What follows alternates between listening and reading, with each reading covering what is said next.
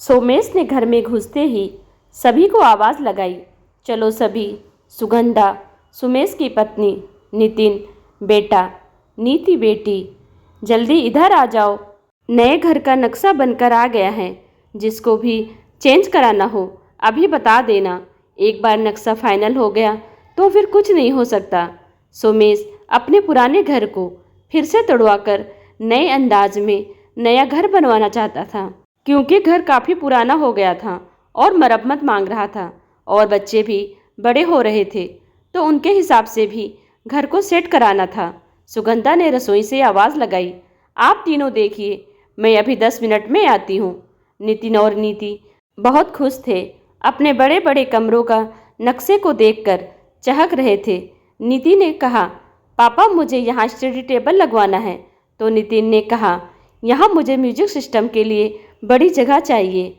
इसी तरह दोनों अपनी फरमाइश अपने पापा को बताने लगे।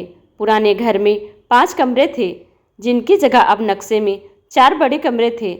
उस नक्शे में एक कमरा सोमेश, सुगंधा का, एक नीति का, एक नितिन का और एक गेस्ट रूम।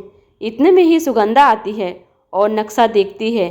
सोमेश और बच्चों से कहती है, इसमें एक सदस्य का कमरा तो है ही नहीं।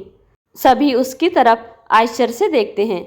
बच्चों ने कहा, किसका कमरा नहीं है माँ? सुगंधा ने कहा, तुम्हारी मंजुला बुआ भी तो इस घर की सदस्य हैं। माँ बाबूजी के बाद उन्हें ऐसा कतई नहीं लगना चाहिए कि अब वह इस घर के सदस्य नहीं हैं।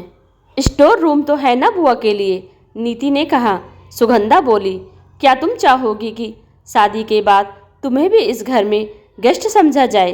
बेटियां कभी पराई नहीं होती, उन्हें शादी के बाद भी इतना ही अपनापन और सम्मान मिलना चाहिए जितना कि शादी से पहले।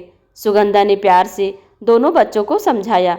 इतना सुनकर सभी चुप हो गए। सुमेश ने सभी की चुप्पी तोड़ते हुए कहा, तुम्हारी माँ सही कह रही है, बुआ भी इसी घर की सदस्य हैं और हमें रिश्तों का सम्मान करना चाहिए। फिर क्या था, सभी ने नए सिरे से अपने कमरे थोड़े छोटे छोटे कराकर बुआ के कमरे की जगह निकाल ली और साथ ही बुआ के कमरे के साथ एक छोटे से प्यारे से पूजा घर की भी जगह निकाल ली, जो ठीक माँ बाबूजी के कमरे की जगह पर ही था। कुछ समय बाद घर के मुहूर्त पर जब बुआ घर आई तो सबसे ज़्यादा खुश आज मंजुला बुआ ही थी, क्योंकि आज भी उन्हें इस घर में अपनेपन की जो महक आ रही थी और अपने कमरे से जुड़े पूजा घर में उन्हें माँ बाबूजी के होने का एहसास आज भी हो रहा था।